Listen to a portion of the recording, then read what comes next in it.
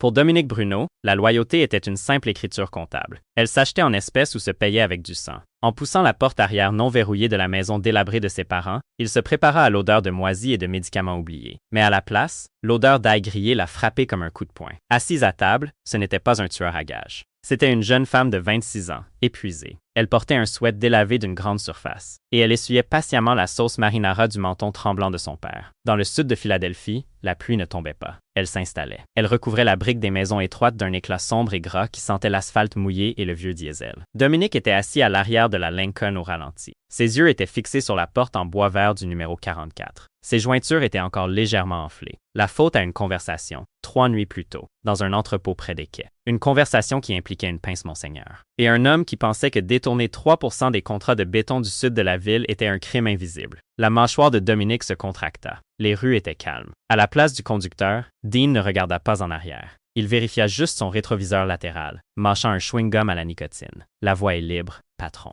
2 gamins à vélo à 3 rues d'ici. Personne dans les voitures garées. C'est juste un mardi. Laisse le moteur tourner. Dominique sortit sous le crachin. Il n'utilisait pas de parapluie. Dans son métier, tenir un parapluie signifiait occuper une de ses mains avec quelque chose qui ne pouvait pas arrêter une balle de 9 mm.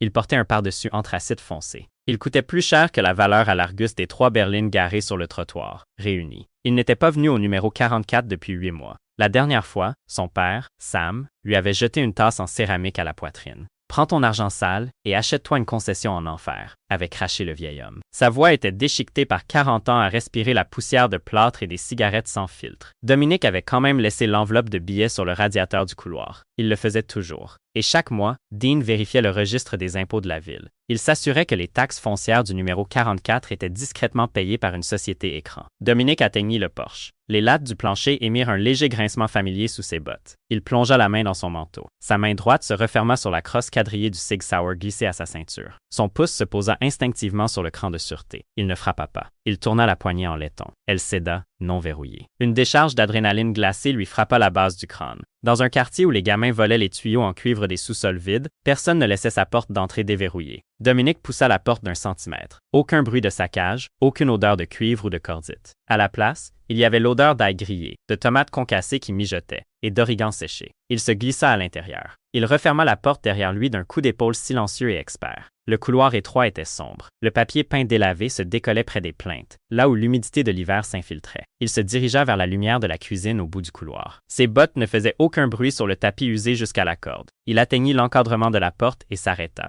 Son père était assis sur sa chaise habituelle au dossier en vinyle. La main gauche de Sam reposait sur la table. Un tremblement la secouait si violemment que la cuillère à côté de son bol tapait un rythme métallique erratique contre le formica. Penché sur lui, ce n'était pas une infirmière à domicile dans une blouse bleue impeccable. C'était une jeune femme. Ses cheveux sombres étaient relevés en un chignon désordonné. Il était tenu par une pince en plastique bon marché à laquelle il manquait 2 dents. Elle portait un sweat gris avec le logo délavé d'une équipe d'athlétisme de lycée. Elle paraissait 10 ans trop vieille pour avoir fait partie de cette équipe. « Sam, regardez-moi. » Sa voix n'avait pas le ton condescendant et mielleux que les gens utilisent avec les tout-petits et les mourants. Elle était neutre, posée. La voix d'une femme qui avait déjà expliqué quelque chose 2 fois aujourd'hui, et qui était prête à l'expliquer une 3e fois sans perdre son sang-froid. Si vous essayez de soulever le bol, vous allez vous renverser le minestrone dessus. Posez votre main à plat. Bien. Maintenant, laissez la cuillère venir à vous. Elle guida une cuillère en plastique de bouillon jusqu'à la bouche du vieil homme. Sam la prit, sa mâchoire travaillant lentement. Bien, dit-elle. À l'autre bout de la petite table était assise la mère de Dominique, Connie. Elle avait une paire de lunettes de lecture perchées sur le bout de son nez. Son doigt traçait les lignes d'une facture d'électricité. À côté d'elle était assis un petit garçon, d'environ 6 ans. Il avait une tignasse de cheveux bruns indisciplinés. Il coloriait furieusement un dessin de Tyrannosaure Rex avec un crayon vert émoussé. « Tess, ma chérie, dit Connie d'une voix fluette.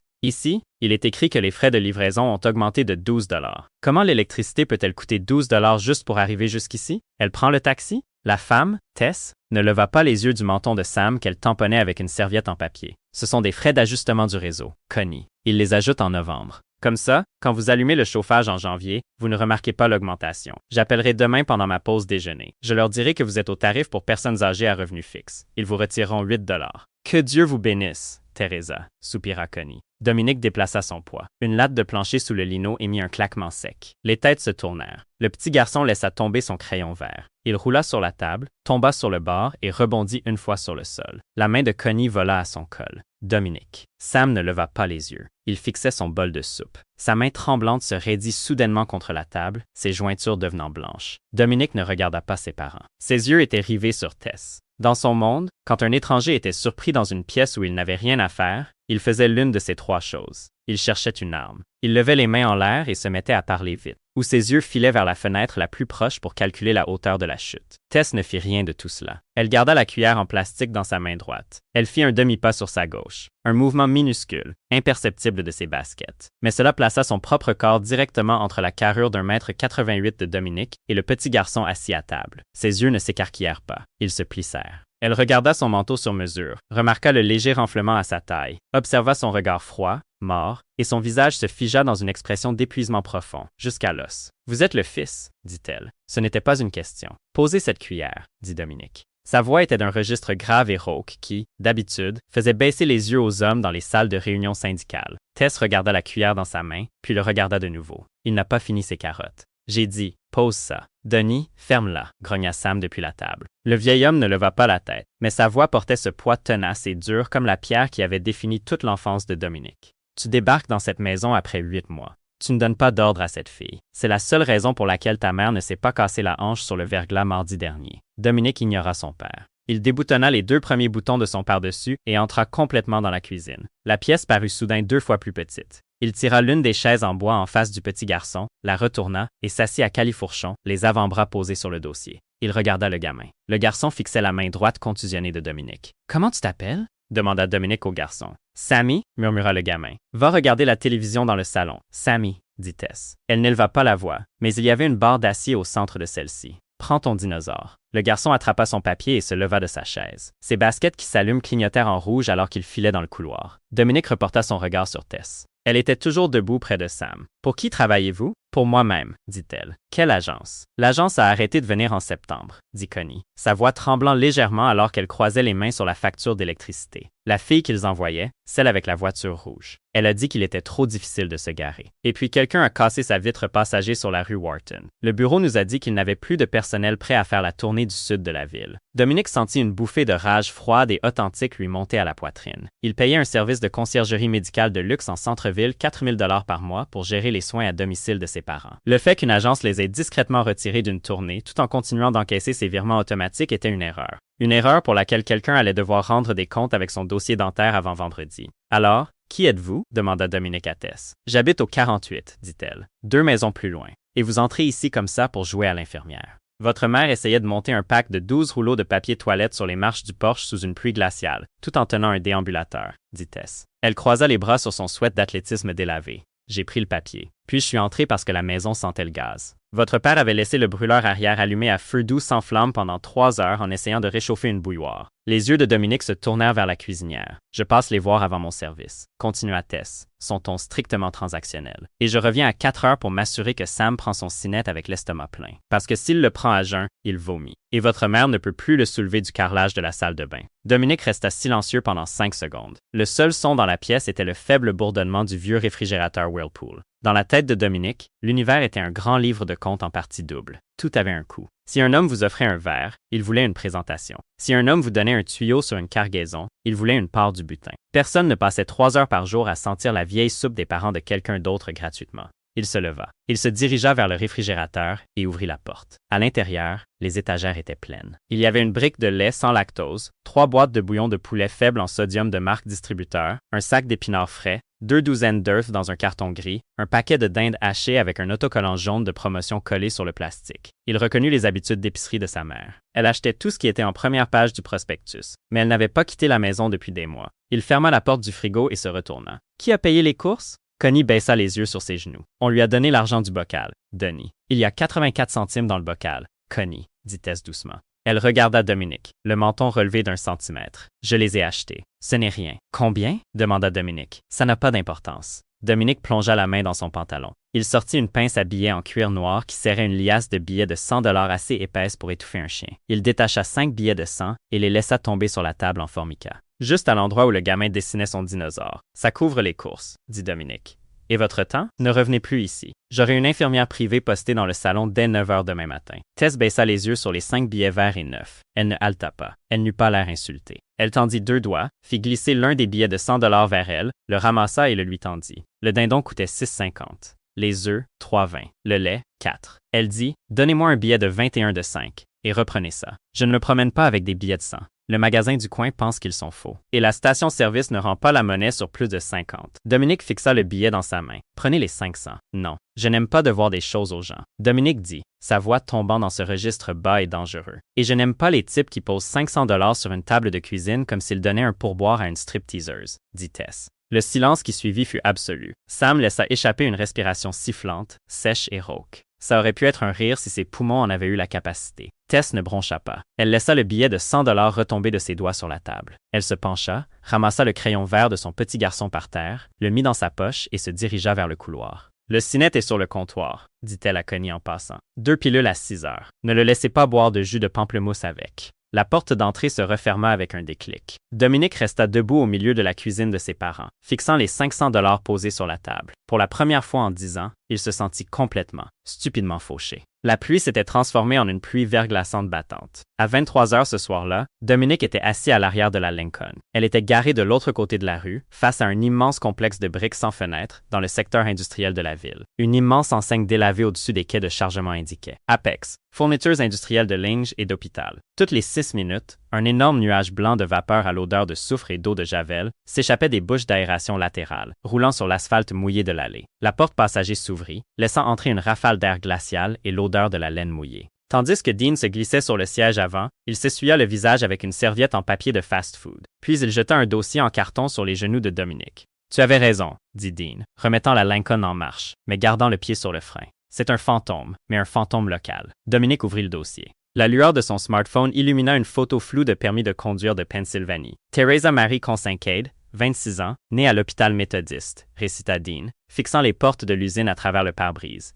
Diplômée du lycée Furness. Mariée à un type nommé Corey Consincade quand elle avait 19 ans. Corey était un poseur de cloisons sèches qui aimait le poker vidéo et les méthamphétamines. Il est parti il y a 4 ans pour l'Arizona. Il l'a laissé avec une dette médicale de 3 000 $ pour une clavicule cassée. La sienne ou celle de son mari, le dossier ne le précise pas. Et le gamin. Dominique fixa la photo. Sur la photo, ses cheveux étaient détachés, mais ses yeux étaient les mêmes, fatigués. Évaluateur. Elle travaille ici, de 14 heures à 23 heures, continua Dean. Elle charge les tambours de lavage industriel avec de la literie d'hôpital et des draps d'hôtel. 12,50 $ de l'heure. Elle gagne environ 1 600 $ par mois après impôt. Dominique tourna la page. Il y avait une impression d'un acte de propriété pour le numéro 48. C'est la partie intéressante, dit Dean en tapotant le volant. Son immeuble appartient à un type nommé Gregory Vlasov. Le pouce de Dominique s'arrêta à mi-chemin de la page. Le russe? Le même, dit Dean. Gregory rachète les maisons saisies dans cette rue depuis 3 ans. Il les transforme en location multilogement sans demander de permis de zonage. J'ai demandé à un gars du bureau du magistrat de sortir le registre. Tess Consincade a 2 mois de loyer de retard. 900 $ par mois, plus la taxe de Gregory de 50 $ de frais de retard chaque vendredi. Le solde n'est pas à zéro. Dominique regarda par la vitre teintée les lourdes portes en fer de l'usine de linge. Combien lui doit-elle au total? 2150 $, dit Dean. Et le collecteur de Gregory, ce grand idiot avec l'œil de verre, Igor, était assis sur son porche hier après-midi quand elle est rentrée de chez ta mère. Un voisin a dit qu'il est resté là à manger des graines de tournesol pendant 1 heure, juste à regarder son gamin jouer sur le trottoir. Dominique sentit une chaleur lente et sombre commencer à s'accumuler dans son estomac. Ce n'était pas de l'altruisme. Dominique ne croyait pas en ce concept. C'était une question de juridiction. Tess Consincade avait mis pour 30 $ de course dans le réfrigérateur de sa mère. Cela faisait d'elle un atout actif de son côté de l'échiquier. Un petit poisson comme Gregory qui envoie un gorille s'asseoir sur le porche d'un atout lié à la famille. Bruno était un manque de respect. Et dans l'écosystème de Dominique, un manque de respect était une maladie infectieuse qui devait être cautérisée immédiatement. « Regarde », murmura Dean, hochant la tête vers l'allée. La lourde porte latérale en acier de l'usine de linge s'ouvrit en grinçant. Une douzaine de femmes en lourds manteaux d'hiver se précipitèrent sous la pluie verglaçante, la tête baissée, se dirigeant vers le parking des employés. Tess fut la dernière à sortir. Elle portait un poncho de pluie en plastique jaune, vif et bon marché par-dessus son manteau d'hiver. Elle marchait en boitant légèrement, le genre de démarche raide qui vient après avoir passé 9 heures d'affilée debout sur du béton.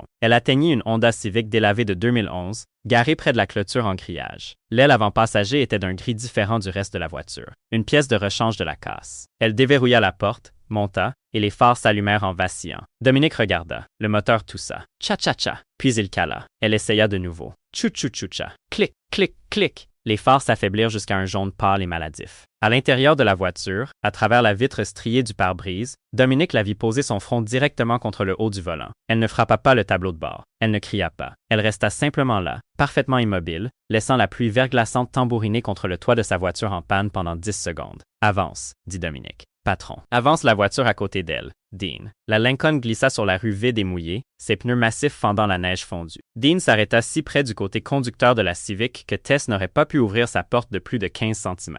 Dominique appuya sur le bouton de l'accoudoir. La vitre arrière teintée descendit silencieusement, laissant la pluie glaciale lui frapper le visage. Tess releva la tête du volant. Elle regarda l'énorme berline noire, reconnut les garnitures chromées et baissa sa propre vitre manuelle de quelques centimètres. « Vous me suivez maintenant ?» demanda-t-elle. Son souffle forma un nuage blanc dans l'étroit espace entre les véhicules. « Votre alternateur est mort », dit Dominique. « C'est la cosse de la batterie. Elle se dessert quand la température descend en dessous de 0. Je dois juste la taper avec une clé. Ouvre la porte, Tess. Je dois aller chercher Sammy chez Madame Gable dans 20 minutes. Monsieur, dit-elle, la voix se brisant. Juste une fraction d'heure, sur le fil. C'est à 5 km. Si j'arrive en retard après minuit, elle me facture le double pour la garde de nuit. Dean, dit Dominique sans la quitter des yeux. Appelle le garage de Sam sur la rue Punk. Dis-leur d'envoyer une dépanneuse ici tout de suite. Mets la Civic sur l'ardoise de Dominique Bruno. Les yeux de Tess brillèrent dans le noir. Je ne vous ai pas demandé de dépanneuse. Montez dans la voiture, dit Dominique. Non. Votre fils a laissé son crayon vert sur le sol de la cuisine de ma mère, dit Dominique, sa voix totalement neutre, dépourvue de tout charme hollywoodien ou de chaleur.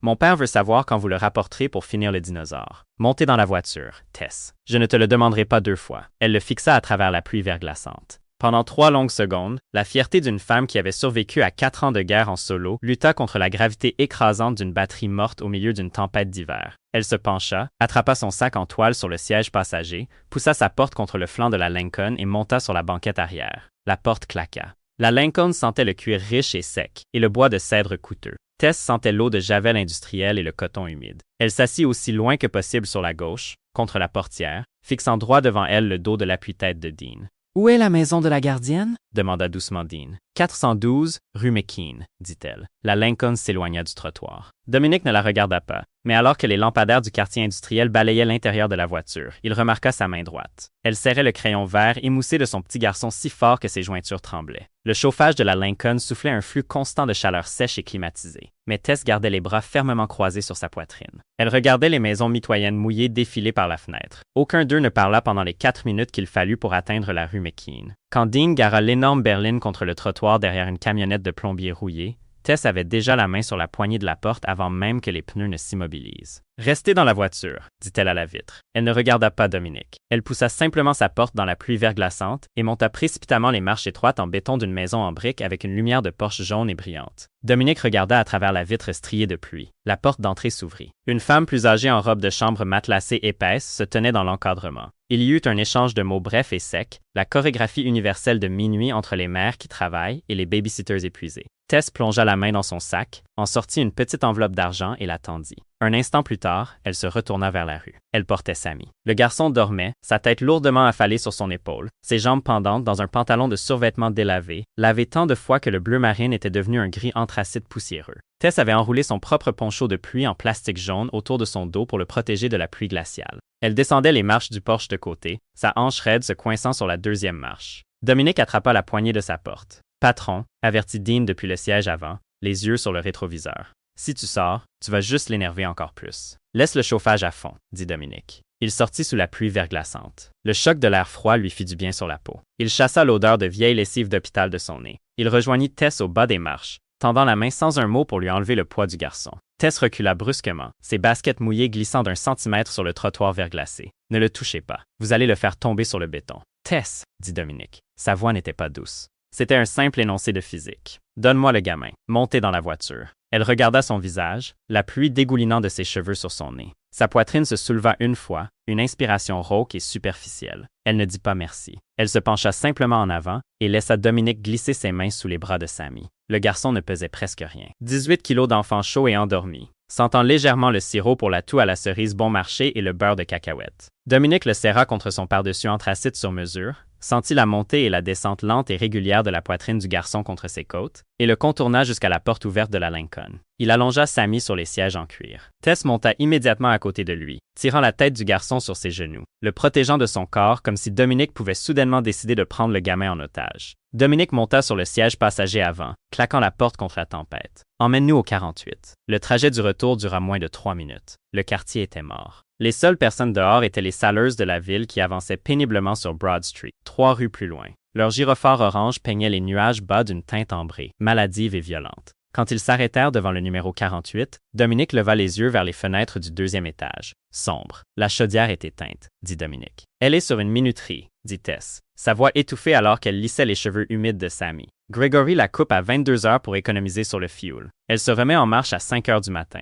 Il fait moins 5 degrés dehors. Nous avons un radiateur électrique d'appoint dans la chambre. Ça va. Elle ouvrit la porte, manœuvrant le poids endormi de Sammy pour sortir de la voiture. Dominique n'offrit pas son aide cette fois. Il savait quand une ligne avait été tracée dans le sable. Il resta assis sur le siège avant et la regarda porter son fils sur le trottoir couvert de neige fondue, pousser la lourde porte en bois de l'immeuble avec son épaule et disparaître dans l'entrée sombre. « Dean, » dit Dominique. « Ouais, patron. Laisse le moteur tourner. Donne-moi 5 minutes. » Dominique sortit affronter les éléments pour la 3e fois cette nuit-là. Il traversa le trottoir et poussa la porte d'entrée. Le couloir du numéro 48 sentait le chou bouilli, le plâtre humide et les vieilles cigarettes. Il faisait plus froid à l'intérieur que dans la rue, ce genre de froid humide et piégé qui s'installe jusqu'à la moelle des os. Une seule ampoule nue de 40 watts pendait d'un fil effiloché sur le palier du 2e étage. Dominique monta les escaliers, ses bottes silencieuses sur les marches en caoutchouc pourri. En haut des escaliers, l'appartement 2B faisait face au palier. La porte était en contreplaqué fin, le genre de porte creuse bon marché qu'on achète dans un magasin de bricolage pour 60 $. Un bon coup de pied la ferait sauter de ses gonds. Juste au-dessus de la poignée en laiton était scotchée une feuille de papier rose vif. Dominique n'eut pas besoin d'allumer la lampe de poche de son téléphone pour lire l'impression en gras en haut de la page. Avis d'expulsion sous 10 jours. En dessous, il y avait une signature en paraphe au stylo à billes bleues, G, Vlasov, et en bas, écrit à la main en lettres cyrilliques nettes et carrées, se trouvait une note ajoutée. Dominique ne lisait pas le russe, mais il reconnut les chiffres. 2150 $ avant vendredi midi, où les serrures changent. Dominique tendit la main, saisit le bord du papier rose et l'arracha du bois. Le ruban adhésif bon marché fit un bruit sec dans le couloir silencieux. De l'intérieur de l'appartement, il entendit le faible cliquetis métallique d'un pêne dormant se glissant en place. Dominique plia l'avis rose en deux, le glissa dans la poche intérieure de son pardessus, juste à côté de son Sig Sauer, et redescendit les escaliers. Gregory Vlasov gérait ses opérations de location depuis l'arrière-boutique d'une casse automobile sur l'avenue Snyder. Elle était entourée d'une clôture en grillage de 3 mètres de haut, surmontée de fils de fer barbelés, concertina, et gardée par 2 bergers allemands qui vivaient exclusivement de carcasses de poulet crues et de méchanceté. À 14 heures, le lendemain après-midi, le soleil d'hiver était une tache pâle et froide derrière le smog de la raffinerie. La Lincoln de Dominique ne se gara pas dans la rue. Dean la conduisit directement à travers les portes en grillage ouvertes, les pneus crissant sur le gravier gelé et les filtres à huile usagée, s'arrêtant juste devant le bâtiment de bureau en tôle ondulée. Les 2 bergers allemands sortirent en chargeant de derrière une pile de caisses de pick-up Ford Ranger rouillées, aboyant furieusement, leur souffle formant des nuages blancs. Dean sortit le premier du côté conducteur. Il ne portait pas de par-dessus, juste une lourde veste Carhartt noire. Il plongea la main dans sa poche, en sortit un gros os de bœuf congelé qu'il avait acheté au marché italien 1 heure plus tôt et le lança à 4 mètres sur la gauche. Les chiens dérapèrent dans la neige fondue, attrapèrent l'os et trottinèrent sous une berline accidentée pour se battre. Dominique sortit du côté passager. Il ajusta ses gants en cuir. La porte métallique du bureau s'ouvrit avec fracas. Igor sortit sur le palier en béton. Il mesurait 1,93 m, portait une doudoune sans manches tachée par-dessus un sweat gris. Son œil gauche était une bille trouble et fixe qui regardait le ciel, tandis que son œil droit suivait Dominique avec une hostilité animale et stupide. « La casse est fermée », grogna Igor. Son accent était épais, sa mâchoire mâchouillant un cure-dent. Pas de pièces au détail aujourd'hui. Dominique ne s'arrêta pas de marcher. Il ne regarda même pas le visage d'Igor. Dis à Gregory que Dominique Bruno est ici pour payer la facture d'un locataire. L'œil droit d'Igor se plissa.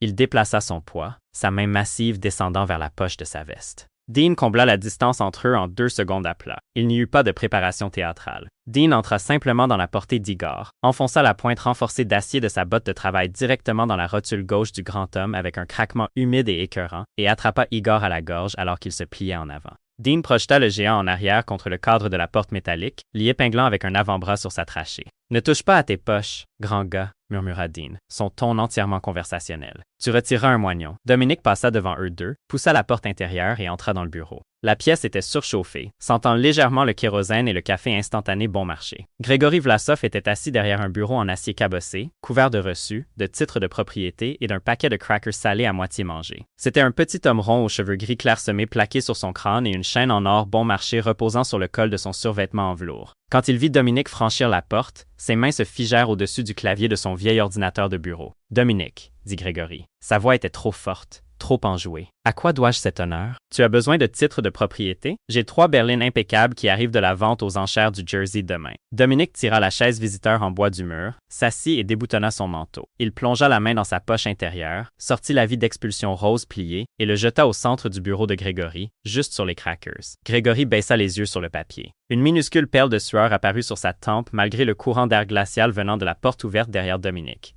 C'est une erreur, balbutia Grégory, ses doigts s'agitant vers la vie. La fille, elle a 2 mois de retard. Je gère une entreprise, Dominique. Les taxes sur ses logements. Tais-toi, dit Dominique. Ce n'était pas un cri. C'est l'absence totale de volume qui fit claquer la bouche de Grégory si fort que ses dents s'entrechoquèrent. Dominique plongea la main dans son pantalon. Il sortit sa pince à billets en cuir noir. Il ne compta pas les billets. Il détacha simplement une épaisse liasse de billets de 100 $ et la laissa tomber sur le bureau à côté du papier rose. Il y a 3 000 là-dedans, dit Dominique. Ça couvre son arriéré de loyer. Ça couvre son loyer pour les 6 prochains mois. Et ça couvre le coût de la nouvelle chaudière que tu vas faire installer au numéro 48 d'ici vendredi après-midi. Grégory fixa la pile de billets verts. Il déglutit difficilement, sa pomme d'Adam se balançant contre sa chaîne en or. Dominique, s'il te plaît. Je ne savais pas qu'elle était protégée par ta famille. Si j'avais su. Elle ne l'est pas, dit froidement Dominique. C'est une personne sans importance. Mais elle donne de la soupe à mon père le mardi après-midi. Ça veut dire que quand ton idiot à l'œil de verre s'assoit sur son porche en mangeant des graines de tournesol, il respire un air qui m'appartient. Dominique se pencha en avant, posant ses avant-bras gantés sur le bord du bureau en acier.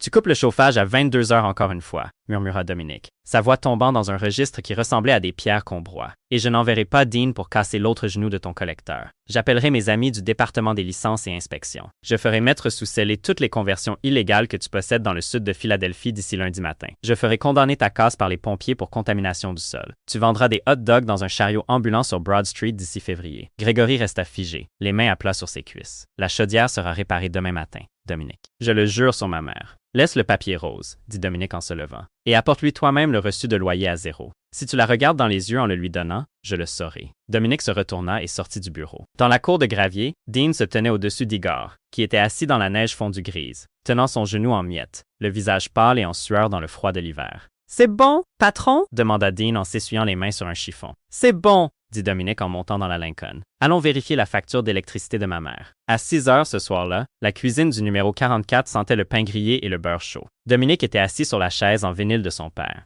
Sam dormait dans le salon, la télévision murmurant doucement à propos d'une mise en examen politique locale. Connie était à l'évier, lavant lentement une seule assiette en céramique avec une éponge. La porte arrière s'ouvrit sans qu'on frappe. Un courant d'air froid balaya le sol en lino. Dominique ne chercha pas son arme cette fois. Il se contenta de regarder l'embrasure de la porte. Tess entra dans la lumière. Elle ne portait pas son sweat d'athlétisme aujourd'hui. Elle portait une blouse médicale bleu marine délavée rentrée dans un jean foncé. Ses cheveux étaient tirés en arrière. Son visage était débarrassé de l'odeur d'eau de javel industrielle, mais les cernes violets sous ses yeux semblaient plus profonds que la veille. Elle tenait un papier triplicata blanc dans sa main gauche. Elle s'arrêta à 1 mètre de la table. Elle regarda Dominique, puis Connie à l'évier. « Connie, » dit Tess doucement, « pouvez-vous aller voir Sam 1 minute? » Je crois que sa couverture est tombée. Connie regarda par-dessus son épaule, vit l'immobilité absolue entre son fils et la fille d'à côté, et s'essuya rapidement les mains sur son tablier. « Bien sûr, ma chérie, je vais m'asseoir avec lui. » La vieille femme se dépêcha de descendre le couloir, ses pantoufles traînant doucement sur le plancher. Quand la cuisine fut vide, Tess s'approcha de la table en formica et jeta le papier blanc juste devant Dominique. C'était un reçu de loyer tamponné de Vlasov Property Management. Solde 0 $, payé en totalité jusqu'en juin. Grégory m'a apporté ça à ma porte il y a 20 minutes, dit Tess. Sa voix tremblait, non pas de gratitude, mais d'une fureur calme et terrifiante. On aurait dit qu'il allait vomir sur mon paillasson. Il m'a dit que les chauffagistes venaient à 8 heures demain matin pour remplacer les plaintes chauffantes. Dominique ne regarda pas le reçu. Il leva les yeux vers son visage. « De rien. Je ne vous ai pas demandé ça. » souffla-t-elle, s'approchant d'un demi-pas, ses mains se nouant en poing sur ses côtés. « Comprenez-vous ce que vous venez de faire? Vous pensez avoir résolu un problème? Vous venez de faire de moi l'assisté d'un mafieux dans un quartier où tout le monde parle. Personne ne parle de Grégory, dit Dominique platement. Grégory est un lâche. Je me fiche de Grégory, lança Tess, sa voix brisant enfin son registre plat et contrôlé. Je me soucie de moi. Je me soucie de mon fils. Pendant 4 ans, j'ai payé mes propres factures. J'ai travaillé 9 heures par jour dans une usine qui sent le sang infecté et l'eau de javel. J'ai compté mes centimes à l'épicerie pour que personne ne puisse jamais entrer chez moi et me dire que je lui dois quelque chose. Elle pointa un doigt tremblant vers sa poitrine. Les types comme vous ne donnent pas 3000 $ pour rien, dit-elle, ses yeux brillants de larmes de colère non versées. Quel est le taux d'intérêt, Dominique? Qu'est-ce qui se passera en juillet quand le loyer sera de nouveau dû? Est-ce que je devrais faire des courses pour vous? Garder des paquets dans mon placard? Quel est le prix de la chaudière? Dominique resta parfaitement immobile. Il laissa sa colère le submerger. Il avait vu des hommes supplier pour leur vie. Il avait vu des politiciens transpirer dans des costumes à 2000 $ lorsqu'on leur présentait des photos de leur maîtresse. Il n'avait jamais vu une femme furieuse parce que quelqu'un avait allumé son chauffage. Il se leva lentement. Il ne la dominait pas de sa taille. Il garda les mains le long du corps, hors de ses poches, totalement inoffensif. « Il n'y a pas de prix, » dit Dominique doucement. « N'importe quoi. »« Mon père, » dit Dominique, sa voix tombant dans cet espace brut et profond où il gardait ses propres fantômes, est en train de mourir de la maladie de Parkinson. Ma mère a mal aux genoux et un cœur fragile. J'ai 6 millions de dollars sur 3 comptes différents dans le Delaware et je ne peux pas entrer dans cette maison sans que mon vieux ne me jette une tasse de café à la tête parce qu'il pense que mon argent est maudit. Il s'approcha d'un pas de la table. « Vous êtes entré ici, » continua Dominique en montrant la cuisinière. « Vous lui avez essuyé le visage. Vous vous êtes assuré que ma mère ne se brise pas le cou sur la glace. Dans mon métier, Tess, quand quelqu'un protège ton sang, tu lui dois une dette. Je n'aime pas les dettes impayées. Ça m'empêche de dormir la nuit. » Tess le fixa, la poitrine haletante. « Je l'ai fait parce qu'ils sont vieux, pas parce que je voulais votre argent. »« Je sais, » dit Dominique. « C'est pour ça que tu as eu la chaudière. » La cuisine tomba dans un silence de mort. La pluie dehors s'était arrêtée, ne laissant que le goutte à goutte lent et rythmé de la neige fondue tombant de la gouttière sur la terrasse en béton. Tess baissa les yeux sur le reçu à 0 sur la table. La colère sembla s'écouler de ses épaules d'un seul coup, laissant derrière elle l'épuisement écrasant d'une mère célibataire qui n'avait pas dormi 7 heures d'affilée depuis l'administration Obama. Elle tendit la main, ses doigts touchant le bord du papier. « Grégory a dit que la nouvelle chaudière est au gaz, » murmura-t-elle, sa voix à peine audible par-dessus le bourdonnement du réfrigérateur. « Il a dit qu'elle chauffe l'eau plus vite. » « C'est vrai, » dit Dominique. Elle ferma les yeux pendant 3 secondes. Une seule larme s'échappa de son cil gauche, traçant un sillon net et pâle sur sa joue avant qu'elle ne l'essuie farouchement du dos de son poignet. « Le dinosaure de Sammy est toujours sur le comptoir, » dit-elle, sa voix retrouvant sa tonalité plate et pratique alors qu'elle se tournait vers le couloir. « Dites à votre mère que je reviendrai demain à 4 heures pour vérifier la tension de Sam. »« Tess, » dit Dominique avant qu'elle n'atteigne l'encadrement de la porte. Elle s'arrêta, regardant par-dessus son épaule. « Achetez le lait de marque la prochaine fois, » dit Dominique. Le bon marché a un goût de craie. Pendant une fraction de seconde, le coin de sa bouche tressaillit vers le haut. Pas tout à fait un sourire, mais la reconnaissance d'une autre survivante de l'autre côté des tranchées. Puis elle disparut, la porte d'entrée se refermant doucement derrière elle. À la 3e semaine de janvier, le quartier était parvenu à un consensus collectif silencieux. Personne ne parlait de la Lincoln noire garée près de la bouche d'incendie au coin de Wharton. Personne ne mentionnait que les chasse-neige de la ville, qui laissaient habituellement leur petite rue latérale ensevelie sous un mètre de neige fondue sale et compactée jusqu'en mars, dégageaient soudainement l'asphalte jusqu'au bitume nu dès 6 heures chaque matin. Dans le sud de Philadelphie, la survie était un exercice de cécité sélective. On voyait ce qui assurait sa sécurité. On ignorait ce qui vous maintenait en vie. Dominique n'entra plus dans le numéro 44. Il restait à l'arrière de la berline, observant à travers la vitre teintée Tess arriver à 3h45, son sac en toile en bandoulière, tenant Sammy par sa moufle. 10 minutes plus tard, Dean traversait la rue en portant un sac en papier brun du marché italien. Des petits pains frais aux graines, du provolone piquant, une livre de prosciutto en tranches ou un récipient de soupe de mariage chaude. Il le laissait sur le porche en bois, frappait 2 fois et s'éloignait avant que Connie ne puisse ouvrir la porte. C'était un système ordonné, équilibré, prévisible. Puis vint le 2e mardi de février. À 4h15, le porche du numéro 44 était vide. Le sac en papier brun contenant 1 kilo de veau haché frais était posé sur la marche supérieure, la graisse de la viande tachant lentement le fond du papier dans l'air glacial. Sur le siège du conducteur, Dean vérifia sa montre. Elle a 20 minutes de retard. Dominique ne leva pas les yeux de la tablette sur ses genoux. Il examinait les chiffres trimestriels de transport d'une installation de déchets commerciaux à Camden. Sa Civic n'a probablement pas voulu démarrer. « Je suis passé devant son immeuble à midi », dit Dean, sa voix baissant d'une octave. La Honda n'était pas là, mais il y avait un Dodge Dakota de 2004 garé à sa place. Pare-choc avant tenu par des sangles de chargement jaune, plaque du New Jersey. Le pouce de Dominique cessa de planer au-dessus de l'écran. Il ne posa pas de questions. Dans son monde, un camion étranger sur une place de parking attitrée n'était pas une infraction au code de la route. C'était une variable non vérifiée, et les variables non vérifiées finissaient par coûter de l'argent. Son téléphone vibra dans la poche de son par-dessus. L'écran affichait. Il appuya sur « Accepter », portant le récepteur à son oreille.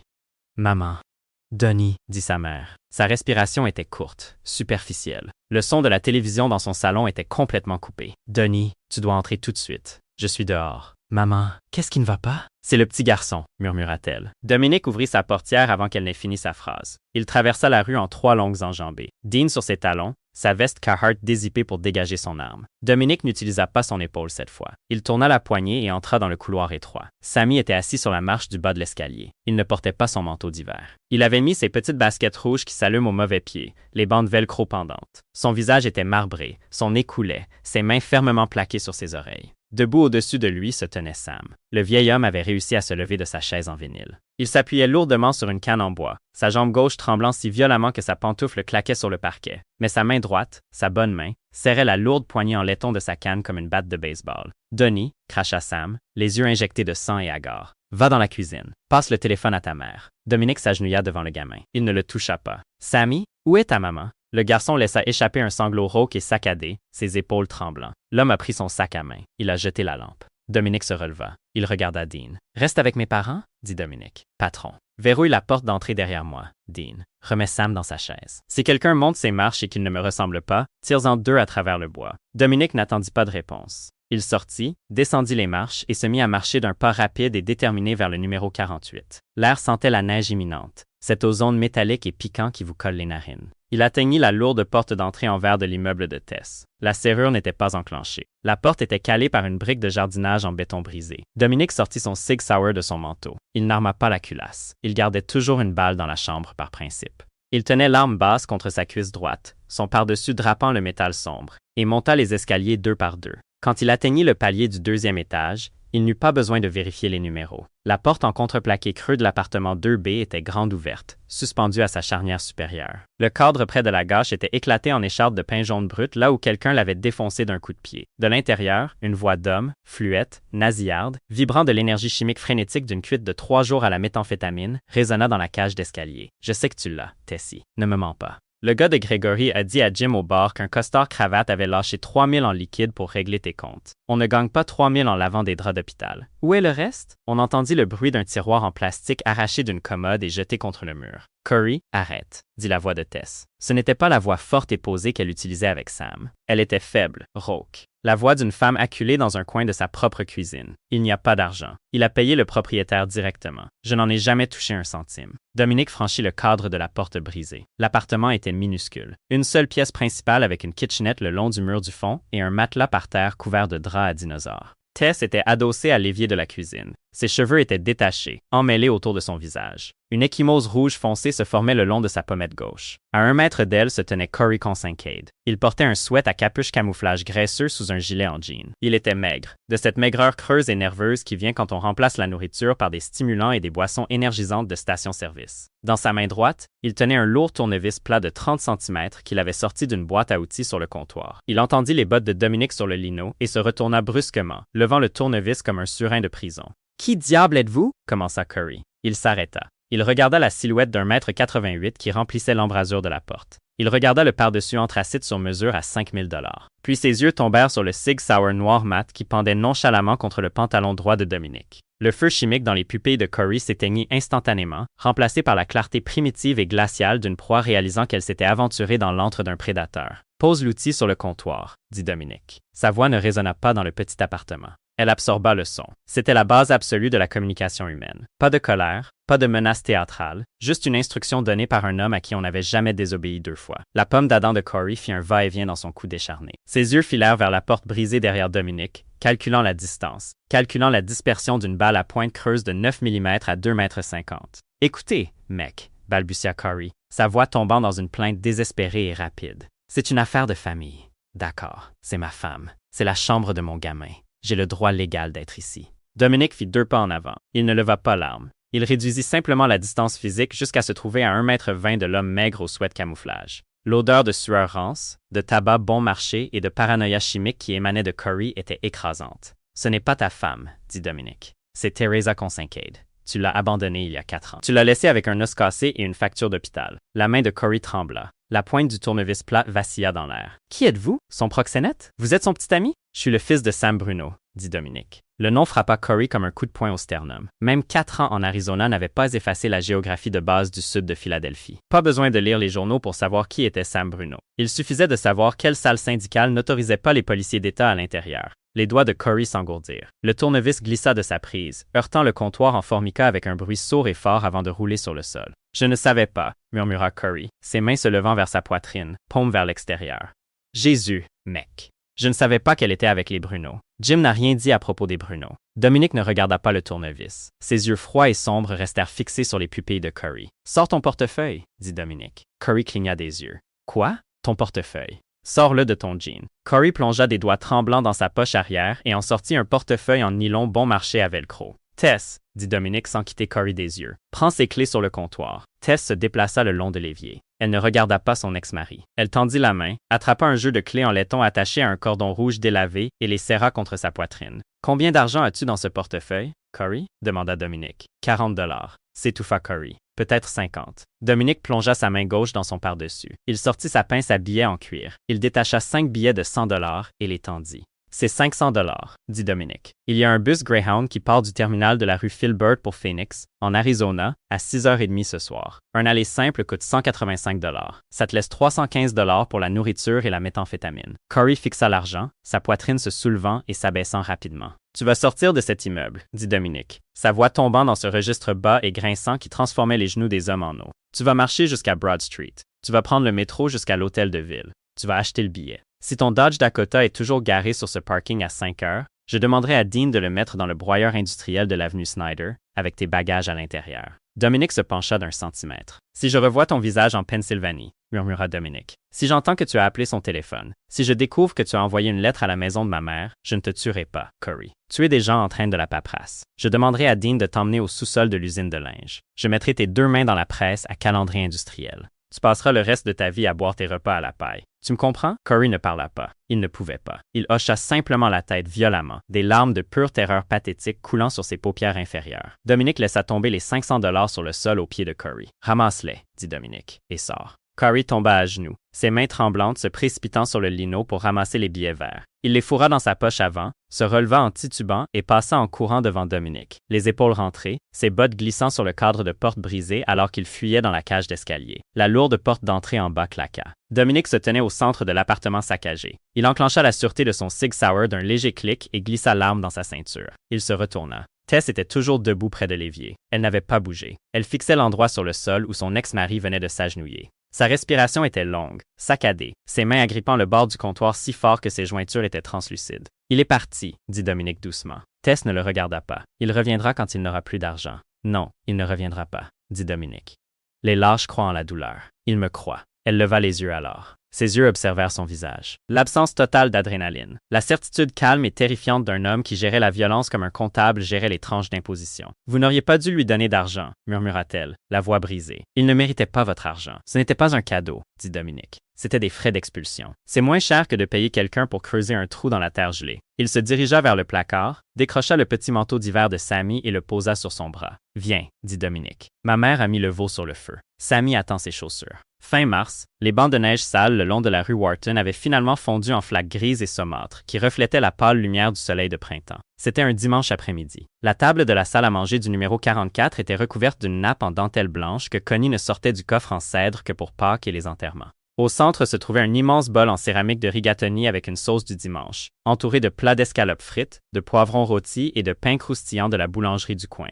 Sam était assis en bout de table. Son Parkinson n'avait pas disparu. Il n'y a pas de miracle cinématographique dans le sud de Philadelphie. Sa tête avait toujours un léger tremblement rythmique, et sa main gauche était discrètement cachée sur ses genoux. Mais son visage avait repris des couleurs. Il portait une chemise blanche propre, le col boutonné jusqu'en haut. À sa droite était assis Sammy. Le garçon dévorait furieusement une escalope de poulet avec ses doigts, le visage barbouillé de sauce rouge. À côté de son assiette se trouvait un dessin terminé. Le Tyrannosaure Rex était entièrement colorié avec des traits de crayon vert lourds et solides, avec des dents rouges déchiquetées et un petit bonhomme allumette écrasé par sa patte arrière massive. « Regarde, tonton Denis », dit Sammy en brandissant le papier. Il a écrasé le méchant. Dominique était assis à l'autre bout de la table, en face de son père. Il prit une gorgée de son eau gazeuse. Il regarda le dessin, puis le gamin. « On dirait du bon travail, Sammy. Pas de témoin. » Denis n'apprend pas l'argot des criminels aux garçons à table, gronda Connie depuis la porte de la cuisine, bien qu'elle souriait en apportant une assiette de cannoli. Teresa, ma chérie, assieds-toi. Tu as été debout toute la journée. Tess sortit de la cuisine en tenant un pichet d'eau glacée frais. Elle avait l'air différente. L'épuisement profond et meurtri sous ses yeux n'avait pas complètement disparu. Les mères qui travaillent ne se régénèrent pas par magie, mais le tranchant défensif de sa mâchoire s'était adouci. Elle portait un simple pull gris, ses cheveux sombres tombant librement sur ses épaules. Elle posa le pichet et prit la chaise entre Sammy et Dominique. « Grégory m'a appelé ce matin », dit Tess doucement, en passant la corbeille à pain à Dominique. Dominique prit une tranche. « Ouais. Il a dit que la propriété de l'immeuble avait changé », dit-elle, ses yeux sombres se fixant sur les siens. « Il a dit qu'un trust commercial de Wilmington avait acheté le numéro 48. Il m'a dit que mon appartement, le 2B, avait été converti en un bail à équité permanente, entièrement payé. Il a dit que l'acte est enregistré dans une fiducie vivante pour Samuel Consincade, avec moi comme fiduciaire principal. » Sam arrêta de mâcher son pain. Il regarda son fils de l'autre côté de la table. Connie s'arrêta, la pince à cannoli à la main. Dominique ne leva pas les yeux de son assiette. Il beurra soigneusement son pain croustillant. On dirait que Grégory a enfin trouvé un bon avocat fiscaliste. Les conversions multilogements sont un passif. C'est une bonne affaire de se décharger de l'équité sur des locataires à long terme. Dominique, dit Tess. Sa voix était stable, mais il y avait une lueur soudaine et féroce dans ses yeux. Une maison de 3 étages dans cette rue vaut 240 000 $. Pas avec la plomberie qu'elle a, dit Dominique platement. Les tuyaux sont en acier galvanisé de 1952. Le propriétaire de cette fiducie va devoir débourser 20 000 justes pour remplacer la conduite principale jusqu'à la rue, avant que les inspecteurs de la ville ne s'en aperçoivent. Il leva les yeux vers elle alors. Heureusement, ajouta Dominique, sa voix totalement impassible. Je connais un gars au syndicat des plombiers qui doit une faveur à mon père depuis la grève des éboueurs de 88. Il fera le travail au prix coûtant. Sam laissa échapper un son bas et rauque du bout de la table. Ça commença comme une toux sèche qui gronda dans ses poumons endommagés et finit par éclater en un véritable rire sifflant. « Tu es un sacré salaud, Donnie », cracha le vieil homme en secouant la tête. 30 ans que j'essaie de t'apprendre à gérer les gens. Et tu achètes une maison à une femme juste pour ne pas avoir à l'entendre se plaindre du fioul. Mange tes rigatoni, vieil homme, dit Dominique. Avant que ta main ne se mette à trembler et que tu ne ruines la nappe. Sam ne jeta pas de tasse. Il ne jura pas. Il tendit sa main droite tremblante, prit la lourde cuillère de service et laissa tomber maladroitement 3 boulettes de viande supplémentaires dans l'assiette de Dominique. « Mange », ordonna Sam. « Tu as l'air maigre. Ces restaurants chics du centre-ville ne te nourrissent pas assez. » Après le dîner, alors que Connie et Sammy regardaient un documentaire sur la nature dans le salon, Dominique sortit sur la terrasse arrière en béton pour prendre l'air. Le soleil se couchait, peignant les cheminées en briques du quartier d'un violet profond et meurtri. La moustiquaire grinça en s'ouvrant derrière lui. Tess sortit sur le béton. Elle n'avait pas de manteau, mais l'air printanier était assez doux pour qu'elle ne frissonne pas. Elle se tint à côté de lui, appuyant ses hanches contre la balustrade en bois, regardant la petite cour clôturée. « Je ne travaillerai pas pour vous, » dit-elle doucement. « Je n'ai pas de linge à laver, » répondit Dominique. « Je suis sérieuse, Dominique. Je ne garderai pas d'argent. Je ne passerai pas d'appel téléphonique. Si jamais vous me demandez de faire quelque chose qui met mon fils en danger, je vendrai cet appartement pour 50 $ et je déménagerai en Ohio. » Dominique tourna la tête pour la regarder. Dans son monde, les femmes le regardaient soit avec peur, soit avec une ambition calculée, soit avec l'espoir désespéré et tenace que son argent pourrait les protéger de la réalité. Tess le regardait comme Dean le regardait, comme une machine lourde, dangereuse et très efficace, qui exigeait une manipulation prudente et une honnêteté absolue. « Je n'ai pas besoin d'employés, Tess, » dit doucement Dominique. « J'ai 200 gars sur ma liste de paie qui sauteraient du pont Walt Whitman si je leur disais que l'eau était chaude. Ce que je n'ai pas, c'est quelqu'un qui dit à mon père de la fermer quand il refuse ses médicaments. » Il plongea la main dans sa poche, sortit un petit morceau de cire verte émoussée et le posa sur la balustrade en bois entre eux. C'était le crayon vert de Sammy. « Faites en sorte que le gamin continue de s'entraîner, » dit Dominique en se retournant vers la moustiquaire. Son ombrage s'améliore. Tess baissa les yeux sur le crayon sur le bois. Elle le ramassa, ses doigts se refermant fermement sur l'étiquette en papier, et regarda de nouveau l'homme grand aux vêtements sombres qui retournait dans la lumière chaude et parfumée à l'ail de la cuisine de ses parents. Pour la première fois en 4 ans, elle ne vérifia pas les serrures de la porte derrière elle. Que feriez-vous si vous découvriez que le plus grand protecteur de votre famille était un parfait inconnu? Dominique Bruno pensait que la loyauté ne pouvait s'acheter qu'en espèces ou s'imposer par la peur. Mais Tess Consincade a prouvé que le vrai pouvoir ne réside pas dans ceux que vous contrôlez. Il réside dans ceux que vous protégez quand personne ne regarde. Si cette histoire brute et profondément humaine de survie, de famille et de seconde chance inattendue vous a touché en plein cœur, rendez-nous un énorme service. Cliquez sur le bouton « J'aime », partagez cette vidéo avec quelqu'un qui apprécie les histoires authentiques et abonnez-vous à la chaîne pour plus de fiction audio réaliste chaque semaine. Laissez un commentaire ci-dessous. Est-ce que Dominique a bien agi avec Corey? On se retrouve dans la prochaine.